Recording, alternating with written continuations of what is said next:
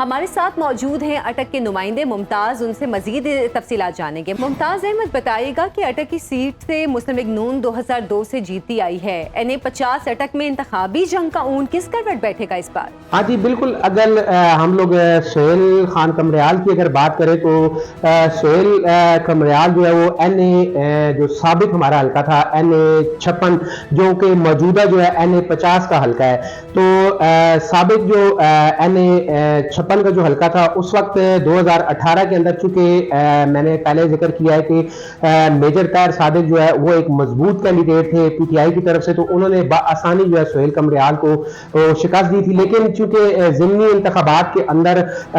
Major صاحب کو ایک سیٹ چھوڑنی تھی، تو انہوں نے جو اس وقت کے تحریک انصاف کے جو سابق جو موجودہ جو چیئرمین ہے ان کے کہنے پر، چونکہ وہ چاہتے تھے کہ میجر طاہر صادق صاحب جو ہے وہ NA56 کا حلقہ رکھیں اور NA55 جو ہے اس کو چھوڑ دیں، لیکن میجر صاحب نے اپنی سیاست کو بچانے کے لیے NA56 کا حلقہ چھوڑ دیا تھا اور NA55 کا حلقہ رکھ کر انہوں نے تحریک انصاف کے چیئرمین جو تھے ان کے جو ایک فیصلہ تھا اس کے خلاف جا کر ایک کام کیا تھا، جس کی وجہ سے چیئرمین PTI کے درمیان اور میجر طاہر صادق کے درمیان کافی اختلاف بھی رہا ہے 2018 سے لے کے 2022 تک، اور یہی وجہ ہے کہ 2018 سے لے کے 2022 تک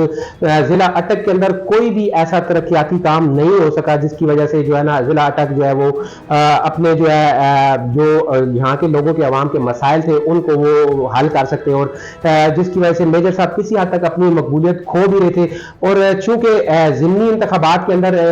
میجر صاحب کو ایک سیٹ چھوڑنی تھی، اور اس انتخابات کے اندر جو ہے جب میجر صاحب نے NA56 کا حلقہ چھوڑا تو اس میں پھر دوبارہ جب سہیل خان قمریال جو ہے انہوں نے دوبارہ پارٹیسپیٹ کیا اور نون لیگ کی ٹکٹ سے وہ الیکٹ ہو کر دوبارہ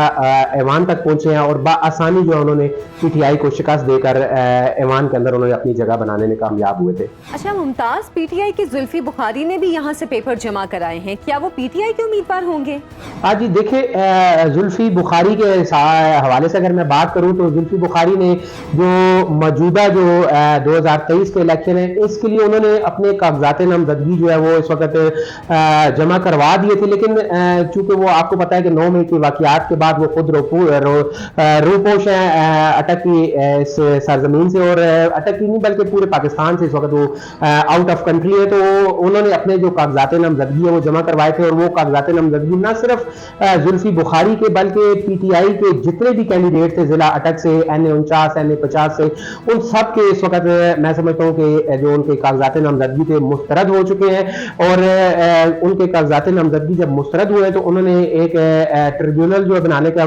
فیصلہ کیا تھا۔ جب ہماری ان سے بات ہوئی تو انہوں نے یہ کہا کہ ہم ٹریبیونل میں نہیں بلکہ ہم لوگ ڈائریکٹ ہائی کورٹ میں جائیں گے، اور ہم لوگ ہائی کورٹ میں جا کر کیس کریں گے، اور ہم کسی بھی صورت میں NA49 یا NA50 کا حلقہ خالی نہیں چھوڑیں گے۔ ممتاز احمد، بہت شکریہ آپ کا۔ تو ناظرین، NA50 اٹک 2 الیکٹیبلز کا حلقہ مگر رجسٹرڈ ووٹرز کا حجم غیر معمولی، طاہر صادق کی غیر موجودگی میں اس بار میدان کس کے ہاتھ رہے گا؟ اگر زلفی بخاری یہاں سے PTI کا ٹکٹ لینے میں کامیاب ہو گئے تو مقابلہ کافی دلچسپ بھی ہو سکتا ہے۔